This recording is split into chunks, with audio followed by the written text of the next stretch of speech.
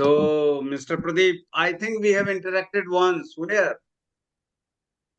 अ, sir मैं याद नहीं कर पा रहा हूँ। FP Plus और नेक्स्ट IAS संकल्प।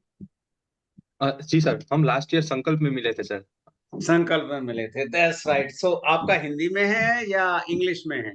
जी सर, मेरा हिंदी में है। हिंदी में है। अच्छा, जी बहुत सर। अच्छा। अच्छा प्रदीप जी, ये बताइए, आपने आज न्यूज़पेपर पढ़ा? जी सर, अभी सर जस्ट मैंने ऊपर से एक दो हेडलाइन देखी है, पूरा नहीं पढ़ पाया हूँ अभी। अच्छा, तो न्यूज़पेपर के बारे में बात करें या आगे बढ़े? अ, सर आगे बढ़ेंगे तो अच्छा रहेगा सर, पूरा नहीं पढ़ा अभी चलिए, इसलिए कोई देख रहा बात नहीं, ठीक है, नो प्रॉब्लम। अच्छा, ये बताइए, ये गिफ्ट सिटी के बारे में बताइए। क्या है gift city? Sir gift city Gujarat का एक इंटरनेशनल फाइनेंशियल सर्विस सेंटर है। तो हम्म। बेसिकली वहाँ पे एक अलग प्रकार की एसीजेड है, तो जो फॉरेन कंपनीज के headquarters, consultancy firm, fintech company, उनके हेडक्वार्टर, उनके डेटा सेंटर, तो उन सभी को अट्रैक्ट करने के लिए बनाया गया है। और बेसिकली 10 से 15 साल के लिए उनको टैक्स हॉलीडे दिया जाता है। तो यहाँ पे गूगल, माइक्रोसॉफ्ट, इस तरह की कंपनियां हैं सर। अच्छा, स्मार्ट सिटी में सबसे अच्छा किसने, which has come up very well, कौन सा स्मार्ट सिटी है जो बहुत अच्छे से डेवलप हुआ है? सर अगर लास्ट एक दो प्रॉब्लम्स को जाने दे तो इंदौर ने काफी अच्छा काम किया है। स्वच्छता इंदौर ने? सर्वेक्षण। जी सर। अच्छा, तो ये क्या, ये इसको हम नहीं कह सकते हैं कि स्मार्ट सिटी में आपका जो गिफ्ट सिटी है? Sir gift city as a city wise city नहीं है। जैसे कोई अलग से, जैसे हम स्मार्ट सिटी में प्रोग्राम में इंक्लूड किया गया, वो इस तरह का सिटी नहीं है। वो एक अलग प्रकार का इंडस्ट्रियल एसीजेड है। वहाँ पे कंपनियों के लिए ही वो सिटी बनाया गया है सर। तो इसको आप प्रॉपर रैंकिंग अच्छा, ये में। बताइए, अभी क्या प्रॉब्लम हुई, ये स्वच्छता सर्वेक्षण में कितनी बार लगातार इंदौर फर्स्ट रहा है इंडिया में? सर इंदौर 8 बार क्लीनेस्ट सिटी फर्स्ट। 8 बार रहा है। अच्छा, जी ये सर। बताइए, अभी क्या प्रॉब्लम हुई अचानक वहां पर? सर सबसे पहले तो जो सुएज की लाइन थी वो पीने के पानी की लाइन के साथ मिक्सअप हो गई। तो पानी डी कंटामिनेट हो गया, तो 10 से 12 लोगों की मौत हुई और बहुत सारे लोगों को हॉस्पिटल में दाखिल करना पड़ा सर। इसमें कौन इसके लिए रेस्पॉन्सिबल है, किसका फॉल्ट रहा? क्योंकि पहले से ये बता दिया गया था कि ऐसा हो रहा है और उस पर शायद टाइमली एक्शन नहीं ली गई, तो कौन उसके लिए रेस्पॉन्सिबल है? सर पीने का पानी और सुएज लाइन ये म्यूनिसिपल कॉरपोरेशन के हद तक आता है। तो म्यूनिसिपल कॉरपोरेशन में जो चीफ इंजीनियर थे, उनके मेंटेनेंस से जुड़े हुए लोग थे, या फिर उनके जो ओवरऑल प्रोसेस देखने के लिए लोग जुड़े हुए थे, वो रिस्पॉन्सिबल होंगे सर। अच्छा, ये बताइए, इंडिया का ट्रेड डेफिसिट 2024-25 में आ, किस कंट्री के साथ सबसे ज्यादा रहा ट्रेड डेफिसिट? अ, और सर कितना हमारा रहा और उसका कारण?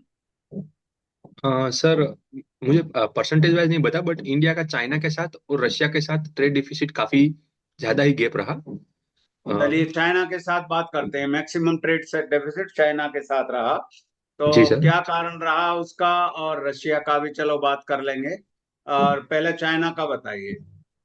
सर चाइना से हम मोर देन 100 बिलियन का ट्रेड इंपोर्ट करते हैं, जो most of the high values में आता है। जैसे हम इलेक्ट्रॉनिक इक्विपमेंट, मेडिसिन, इस तरह की चीजें इंपोर्ट करते हैं।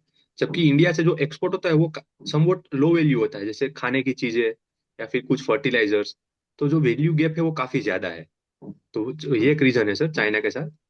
और रशिया के साथ सर अभी हमारा 60 बिलियन का व्यापार है, तो 90% तो क्रूड ऑयल ही आता है इंपोर्ट में। लेकिन इंडिया से रशिया एक्सपोर्ट काफी कम होता है, कुछ चीजों का ही होता है। तो इसकी वजह से ये गैप काफी ज्यादा है। अच्छा, ये बताइए, रशिया के साथ अभी हमने थोड़े दिनों पहले ही, लेस देन ए मंथ में ही, कुछ कुछ एग्रीमेंट हुए। रशिया के प्रेसिडेंट यहाँ पे आए हुए थे, और किन किन फील्ड्स में हम कोलैबोरेट करने जा रहे हैं रशिया के साथ? हाँ सर, मुझे 2-3 फील्ड अभी याद है। सबसे हाँ, पहला फील्ड हाँ। है सर टेक्नोलॉजी को लेके है कि कुछ नए जो टेक्नोलॉजी उभर के आ रही है उसमें कोलाबरेट करेंगे रशिया के साथ, जैसे सेमीकंडक्टर या हाइड्रोजन, रिन्यूएबल एनर्जी।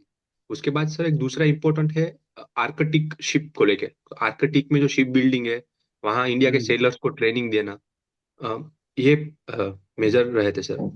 कितना हमारा ट्रेड का टारगेट है और कब तक उतना टारगेट हमें अचीव करना है रशिया के साथ, ट्रेड से रिलेटेड? सर मुझे एग्जैक्ट पता नहीं, बट 100 बिलियन के आसपास है सर, बट मुझे एग्जैक्ट वैल्यू 100 नहीं पता। बिलियन ही है, 100 बिलियन ही है, 100 billion US dollar. You please suffix US dollar है। Okay okay sir. 100 billion US dollar. तो कब तक करना है इसको? 2030, 2030। 2030 तक करना है, बिल्कुल ठीक है। अब ये बताइए कि हम इंपोर्ट रशिया से oil, crude oil import Russia से ज्यादा कर रहे हैं, क्या कारण है उसके? मेजर दो रीजन है सर। सबसे पहले तो जो रशिया का जो ऑयल है वो डिस्काउंटेड प्राइस के ऊपर मिलता है, तो हमारे यहाँ प्राइस मेंटेन करने के लिए वो काफी जरूरी है। दूसरा रीजन ये है सर कि यूक्रेन और रशिया की वॉर की वजह से यूरोप के जो बायर्स है पेट्रोलियम के, वो गल्फ के ऊपर डिपेंडेंट है। तो गल्फ का ऑयल और महंगा हो गया है, तो इंडिया के लिए वो भी थोड़ा ज्यादा प्राइस में होता है सर। तो इससे हमें कितना सस्ता मिल रहा है पर बैरल, कितना यूएस डॉलर सस्ता मिल रहा है रशिया से? सर वैल्यू वाइज मुझे नहीं पता, बट 15 से 20% या उस अब धीरे धीरे कम हो रहा है सर। और जो इंटरनेशनल प्राइस है उनसे 15-20% कम है सर। अच्छा, ये बताइए, ये जो गिर सोमनाथ है, अभी वहां पे कितने लाइन है लेटेस्ट सेंसस के अकॉर्डिंग? सर 890 लाइन है, 890। क्या आप ऐसा सोचते हैं कि कैरिंग कैपेसिटी से ज्यादा हो रहे हैं? जी सर, अभी पिछले कुछ वर्षों से देखें तो हो ज्यादा हो रहे हैं। उसके दो तीन लक्षण भी दिखने को मिल रहे हैं कि कई बार लायन नेशनल पार्क के आउटसाइड जो गांव है वहां पे देखने को मिल रहा है। तो तो जी सर। क्या ये एडवाइजेबल होगा कि यहाँ से कुछ लाइन कोई दूसरे और जगह शिफ्ट किए जाएं, क्योंकि कैरिंग कैपेसिटी से ज्यादा हो रहे हैं? और अगर ये एडवाइजेबल है तो क्यों नहीं ऐसा हो रहा है? आपकी राय में क्या ऐसा करना चाहिए? सर अभी लायन की स्थिति को देखें तो मुझे लगता है लॉन्ग टर्म के लिए डेफिनेटली उसे अन्य जगहों पर ट्रांसपोर्ट करना ही होगा। वही एडवाइजेबल होगा। अभी सर देखें तो गुजरात में ही जो वेस्ट पार्ट है, गिर बरडा डूंगर, तो वहां से गिर के लायन को शिफ्ट किया जा रहा है। तो ये एक दूसरा लोकेशन अभी डेवलप हो रहा है। तो ये लेकिन मैं प्रक्रिया शुरू हो गई या होने वाली है? नहीं सर जी, शुरू हो गई है। अभी जैसे दो लायन पेयर्स और कुछ उनके जो प्रे है, हिरन, नीलगाय, उनको शिफ्ट किया जा रहा है। तो वो प्रोसेस सर चालू हो गई है। लेकिन लॉन्ग टर्म में हम दूसरे स्टेट में भेजना भी सोच सकते हैं सर। बहुत अच्छा।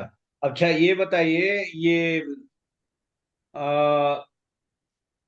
आपने ऐसे राइट कंपटीशन में भाग लिया था, किस सब्जेक्ट में आपने ऐसे लिखा था? सर मैंने गुजरात के लिखा था, एग्रीकल्चर नहीं के। लिखा था या वर्बल नहीं सर, लिखा था सर। लिखा था? तो किस पे, आपने किस सब्जेक्ट पे लिखा था? सर मैंने गुजरात के एग्रीकल्चर के ऊपर लिखा था। जरा सा एग्रीकल्चर के बारे में कोई विशेषता गुजरात से रिलेटेड कोई बताइए। अ, सर गुजरात में जो जमीन के प्रकार है वो काफी डाइवर्स है। तो जो क्रॉप्स अन्य स्टेट में कई बार कुछ मोनोक्रॉप हो जाती है, लेकिन गुजरात में ज्यादा डाइवर्स है। जैसे अगर आप अलाउ करें तो जैसे कच्छ में आप देखेंगे तो कच्छ में आपको ड्रैगन फ्रूट, खजूर, इस तरह के पाक मिलेंगे। फिर आप सौराष्ट्र में आपको ग्राउंड नट या फिर मिलेट्स मिलेंगे।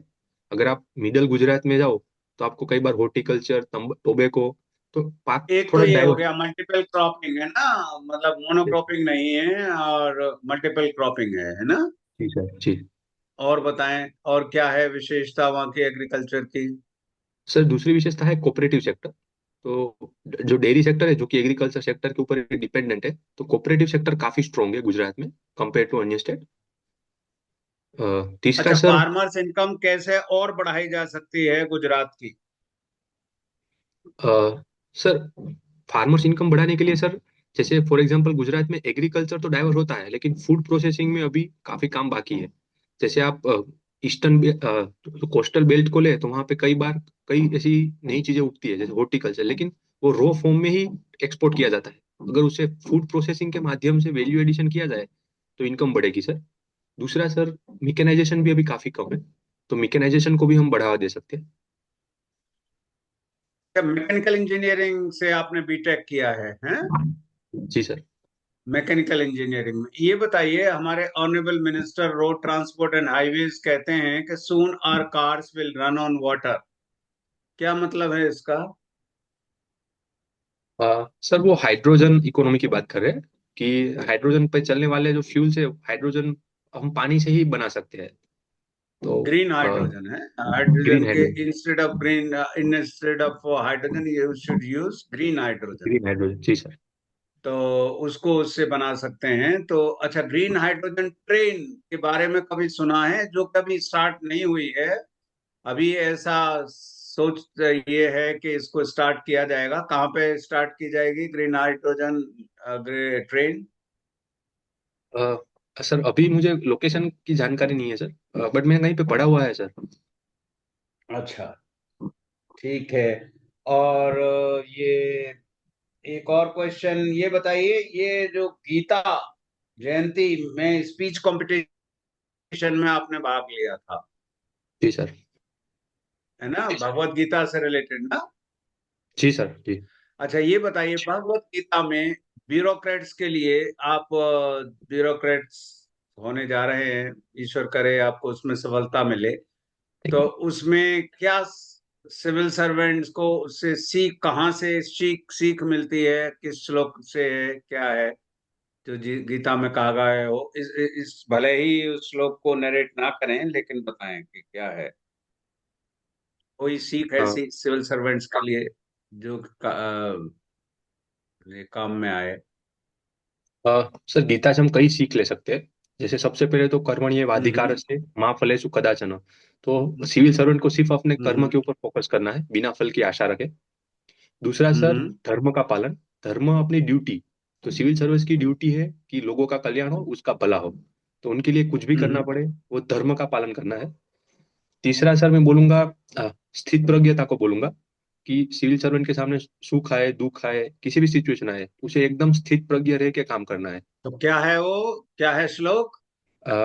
स्थित प्रज्ञता वाला सर में मुझे याद है सर, बट अभी नहीं याद कर पा रहा हूँ। शीतोष्ण समसुख दुखेशु लाभा लाभो जया जय। याद है।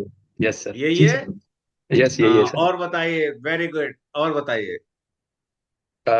दूसरा सर ये है कि जैसे एक श्लोक के अंत होता है, तस्मादुत्तिष्ठ कौन्तेय युद्धाय कृत निश्चय।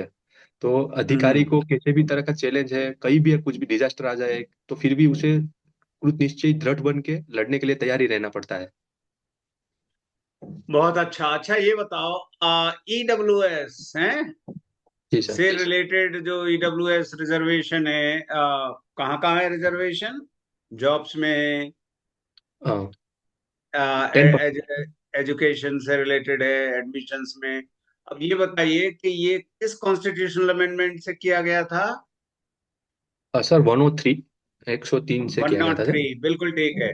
103 से किया गया था। अब ये बताइए कि इसमें किस किस आर्टिकल में संशोधन किए गए through this particular constitutional amendment act?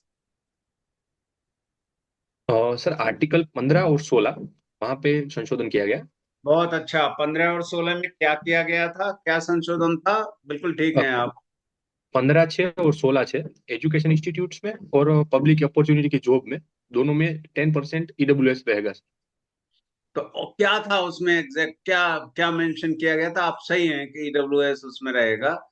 तो रिजर्वेशन फॉर इकोनॉमिकली जो weaker section of the society, okay sir, excluding what? Excluding जो ऑलरेडी दिया हुआ है, SC ST OBC। बहुत अच्छा, SC ST and OBC sir. OBC, that's good. अच्छा, अब ये बताइए, कोई और कॉन्स्टिट्यूशनल अमेंडमेंट सेलेक्ट करिए starting from first to 106, related with which we can have little conversation. Sir एक मेरी जॉब से रिलेटेड ये, तो 101 है GST रिलेटेड, तो मैं अभी GST 101 में शायद हमने पिछली बार डिटेल में डिस्कस किया था, तो कोई और सेलेक्ट करिए। अगर नहीं किया है तो दैट इज वेरी इंपॉर्टेंट। हम किया नहीं आज था सर। करते हैं। नहीं किया था सर। नहीं किया था। अब आप आइए कि 101 अमेंडमेंट इन द कॉन्स्टिट्यूशन। पहली बात तो ये बताइए कि इसको अमेंड करने की क्या जरूरत पड़ी कॉन्स्टिट्यूशन को, while introducing GST? Constitutional amendment क्यों जरूरी था? लेजिस्लेशन सिंपल क्यों नहीं हो सकता था? सर क्योंकि टैक्सेशन के पावर्स जो जीएसटी के पहले थे वो ऑलरेडी कॉन्स्टिट्यूशन में मेंशन थे कि स्टेट हम्म। कौन से ऊपर ले सकता है, सेंटर किन के ऊपर ले सकता है। तो अगर उसमें ही अब जीएसटी की वजह से चेंज होने वाला था तो इसलिए हम्म। कॉन्स्टिट्यूशन अमेंडमेंट जरूरी था। बहुत अच्छा। हाँ हाँ। अब ये बताइए, which is the largest tax reform carried out in our country since independence? Again sir मैं जीएसटी को ही बोलूंगा लार्जेस्ट रिफॉर्म क्योंकि जीएसटी है, बिल्कुल ठीक है। अब ये बताइए, through this constitutional amendment 5 articles में संशोधन किए गए इस पर्टिकुलर कॉन्स्टिट्यूशनल अमेंडमेंट एक्ट के द्वारा। तो सर अब वो कौन कौन से थे 5 आर्टिकल्स जिसमें संशोधन किए गए? सर अभी सॉरी लेकिन मुझे एक ही याद है सर अभी। टू एक सिक्सटी नाइन बताइए का कौन सा है। 269 है जिससे जीएसटी काउंसिल का गठन हुआ सर। अच्छा, वैसे कुल मिला के 5 थे, उसको क्योंकि आपके जॉब से रिलेटेड है तो अच्छे से उसको कर लीजिए। जी सर। एक और प्रश्न है। अब जी ये जो इनकम टैक्स वाला, ये है new tax regime as per the latest budget. New tax regime में कहाँ तक टैक्स नहीं चार्ज करना है अगर टैक्सेबल, अगर एनुअल इनकम कितनी है तो? 12 लाख की है सर, 12 लाख 12 लाख। तक। अब उसमें स्टैंडर्ड डिडक्शन भी है। स्टैंडर्ड डिडक्शन कितने का है? सर न्यू टैक्स रिजिम में कोई स्टैंडर्ड डिडक्शन नहीं है। अगर आप ओल्ड 50,000 तक का देखना, है। न्यू टैक्स बट रेजिम में भी स्टैंडर्ड डिडक्शन है और कहीं से रिबेट नहीं है और किसी सेविंग पर। ओके सॉरी सर, तो अब वो 50,000 सेवेंटी रुपीज है। फाइव थाउजेंड है। So total comes out to be 12.75। Okay sir. अच्छा, अब ये बताइए कि 12.75 पे तो टैक्स नहीं है। हम्म, अगर किसी की इनकम 12.76 हो जाती है तो क्या होगा?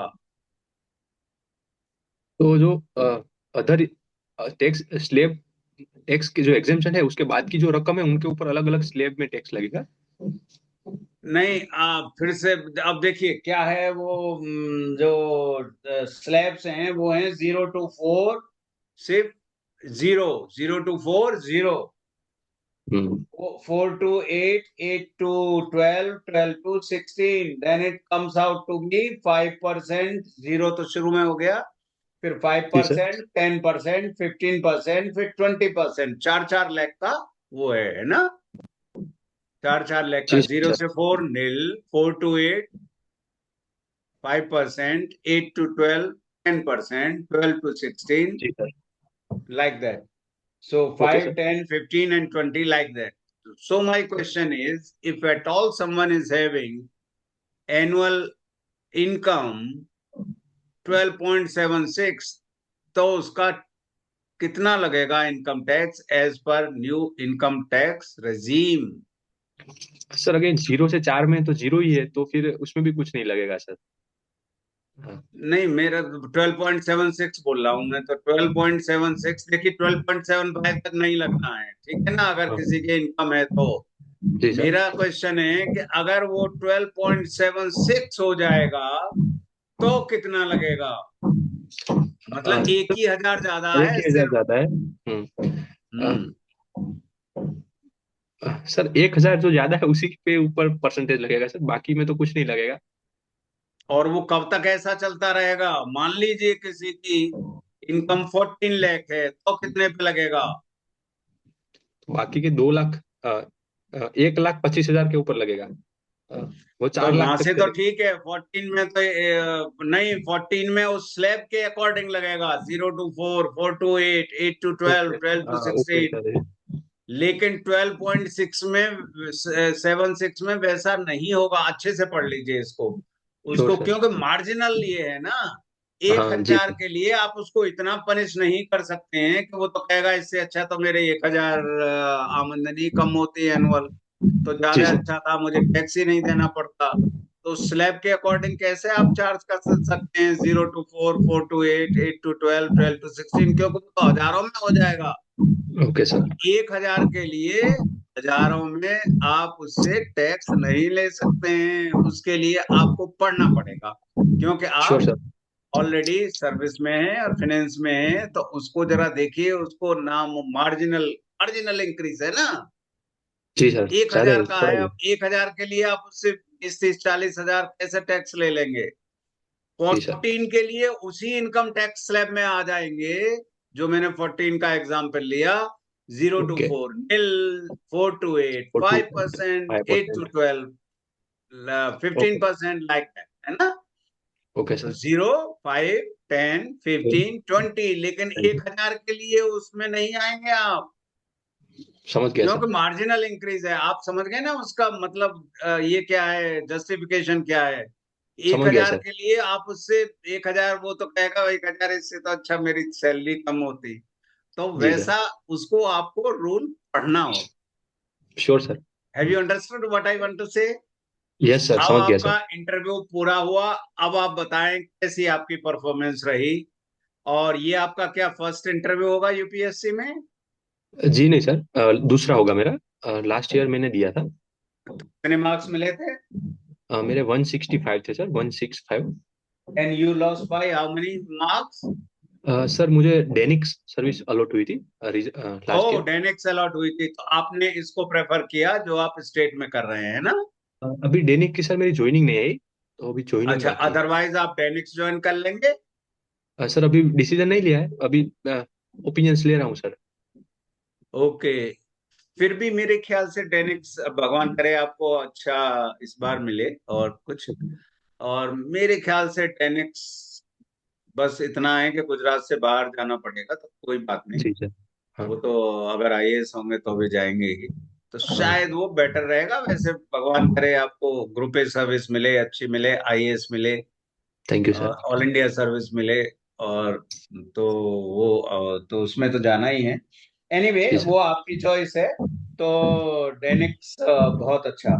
अब वो भी मार्क्स अच्छे थे, लेकिन अब ये बताइए उससे आज की परफॉर्मेंस आपको कैसी लगी? उस यूपीएससी की तुलना आप आज के ये तो मॉक इंटरव्यू है, वैसे कोई इसकी वैल्यू नहीं, फिर भी नहीं इससे सर। आपने बेटर दिया था इंटरव्यू या ऐसा ही दिया था, हाँ या नहीं सर, कहीं आज कमी रही थी? सर थोड़ी कमी रही थी। लास्ट ईयर मुझे लगता है थोड़े आंसर मेरे डेप्थ कम था, इस बार मुझे लगता है थोड़ा अच्छे से कॉन्फिडेंस से मैं बोल पा रहा हूँ, क्योंकि ऑलरेडी सर्विस में हूँ, तो थोड़ा कॉन्फिडेंस बढ़ा है मेरा। बहुत अच्छा। मुझे भी जैसा पिछली बार आपको मैंने देखा उससे अब मैं, या तो ये कहिए कि थोड़ा टाइम गुजर गया और उसमें आपने और पढ़ाई अच्छे से कर ली। आपका कब है इंटरव्यू? 14 जनवरी को है सर। 14 जनवरी। अब 14 जनवरी का most important question, Makar Sankranti. जी सर। और भी और जगह डिफरेंट डिफरेंट नाम से बोलते हैं इसके लिए। मकर संक्रांति के लिए, उस पर्टिकुलर फेस्टिवल के लिए 14 जनवरी ही क्यों है, जबकि हिंदू फेस्टिवल्स के लिए अलग अलग, हिंदू कैलेंडर के अनुसार, संवत के अनुसार, विक्रम के अनुसार वो होती है। तो यही डेट फिक्स क्यों है कि ये 14 जनवरी है हर साल मकर संक्रांति? जानते होंगे रीजन। सर ये रीजन मुझे नहीं पता है, आप प्लीज बताएंगे तो मैं थोड़ा जानकारी बढ़ेगी सर मेरी। Tropic of cancer, tropic of Capricorn जानते ही हैं। जी सूर्य सर। का मूवमेंट, सूर्य सूर्य तो नॉर्दर्न मूव की ओर। नहीं करता है, वैसे स्टेबल है, लेकिन ये कहते हैं ना सूर्य उत्तरायण में आ गया। हाँ सर, उत्तर की ओर किसने जा रहा कहा है। था, किसकी डेथ विश थी कि मेरा, जब मेरी डेथ, जब सूर्य उत्तरायण में आ जाए? आइडिया नहीं है सर मुझे। हाँ। भीष्म पितामह। Okay sir. हाँ। उन्होंने कहा था ना सूर्य उत्तरायण में आ जाए, तो वो 14 जनवरी को सूर्य उत्तरायण में आता है। सूर्य मूव नहीं करता है, ये तो आप जानते ही हैं। जी सर। पृथ्वी सूर्य के चारों ओर घूमती है, सूर्य स्थिर रहता है, लेकिन उसको ऐसे माने हम कि sun rises in the east and sets in west, वो तो हमेशा होता ही है। जी सर। लेकिन उसी में ही एक ट्रॉपिक ऑफ कैंसर और ट्रॉपिक ऑफ कैप्रिकॉर्न की तरफ से जा रहा है, ट्रॉपिक ऑफ कैंसर की तरफ से जा रहा है, उसका फर्क पड़ता है। जी जा सर। रहा है नहीं, वो वहीं स्थिर रहता है, सो समझ लीजिए। जी सर। पृथ्वी मूव करती है, आप जानते ही हैं। हम्म। तो उसमें उत्तरायण उत्तर की तरफ से और दक्षिणायन दक्षिण की तरफ से तरफ से। ऐसे मूव करेगा, और एक में ऐसे मूव करेगा, तो वो उत्तरायण में आता है 14 जनवरी को सूर्य। और ओके उस सर। दिन हम मकर संक्रांति और अलग अलग नामों से जो उसको फेस्टिवल को बोला जाता है, तो हम्म। इसलिए हम करते हैं। और उत्तरायण अच्छा समझा जाता है कि सूर्य उत्तरायण में आ गया। जी सर, कमूट था ठीक है ना। अच्छे अब मुहूर्त। क्योंकि आपका गीता का ये है, गीता जयंती में आपने भाग लिया है, इसलिए जी सर। आपके लिए, और 14 जनवरी को आपका इंटरव्यू है, ये बहुत इंपॉर्टेंट क्वेश्चन हो सकता है। जी बिल्कुल सर। ठीक है। और वो जीएसटी वाला बहुत इंपॉर्टेंट हो सकता है, ईडब्ल्यूएस वाला भी बहुत इंपॉर्टेंट हो सकता है। हाँ, वो हम भूल गए कि 15 और 16 आर्टिकल में क्या है कि शायद हमने डिस्कस किया ना, कि उसमें हाँ जी। है कि रिजर्वेशन, बट एक्स, हाँ वो तो डिस्कस कर ही लिया कि excluding those who for whom provision is already there, वो तो हमने कर प्रोवाइडेड। लिया। एससी एसटीज और ओबीसीज के ओके। लिए ऑलरेडी प्रोविजन है, वो इसमें कवर नहीं होंगे even if they are economically weaker. बिल्कुल। तो वो तो हमने ओके सर। कर लिया था डिस्कस। तो ये जी सर। इंपॉर्टेंट पॉइंट्स हो सकते हैं। और ये भी हो सकता है कि इफ एट ऑल अगर आपको डेनिक्स मिलती है और सिविल सर्विसेज में नहीं होता है, तो वेदर यू वुड गो, तो वो भी उसके लिए भी तैयार रहिए, है ना। जी बिल्कुल सर। लेकिन ये मत कहना कि तो गुजरात की सर्विस है तो ये नहीं सर। मैं इसमें ये रहूंगा, ऐसा मत कहिएगा। जी ठीक जी है ना। सर, वो तो है। हाँ, तो ये है। और बाकी तो ठीक है। पहले से मुझे ज्यादा अच्छा लग रहा है जो मैंने लास्ट टाइम आपसे इंटरेक्ट किया। ओके पता सर। नहीं लास्ट ईयर किया था कि नहीं किया था, आई डोंट रिमेम्बर, लेकिन इस साल तो किया ही जी है। उससे मुझे बेटर जी। लग रहा है। ओके सर, और कोई सजेशन आपकी तरफ तो से? अभी अभी 14 जनवरी है, अभी 10 डेज और हैं। सो identify the probable questions from your deaf and current affairs and prepare them well. Newspaper पढ़ना नहीं भूलना है किसी भी कॉस्ट पर। जी जरूरी नहीं कि हार्ड कॉपी देखें, सॉफ्ट कॉपी अभी तो ये अपना देख ही सकते हैं, इस पे सारा हाँ मोबाइल जी। साथ रहता ही है। तो जी वो सर। कोई एक्सक्यूज नहीं है कि जी टाइम नहीं मिला, न्यूज़पेपर वाले ने आया ही नहीं, नहीं डाला, देन सो व्हाट। बिल्कुल सर। ठीक है ना। तो ये बात ध्यान रखिएगा। बाकी तो I think you will do very well. बहुत अच्छा आपका इंटरेक्शन, ईच एंड जी एवरीथिंग बिल्कुल। Was crystal clear whatever you know. और आप गलत आंसर नहीं देते हैं, ये बहुत अच्छी बात है। गलत आंसर किसी भी कॉस्ट पर नहीं देना है।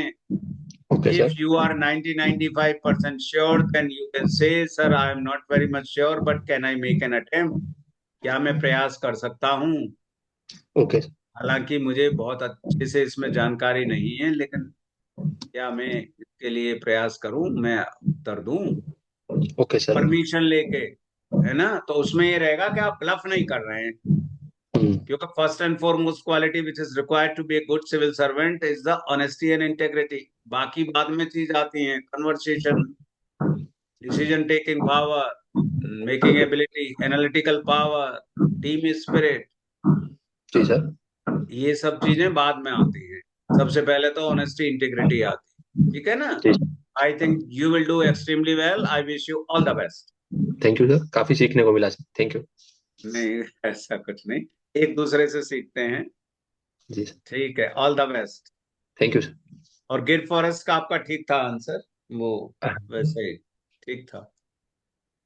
All the best, thank you. Thank you sir, thank you.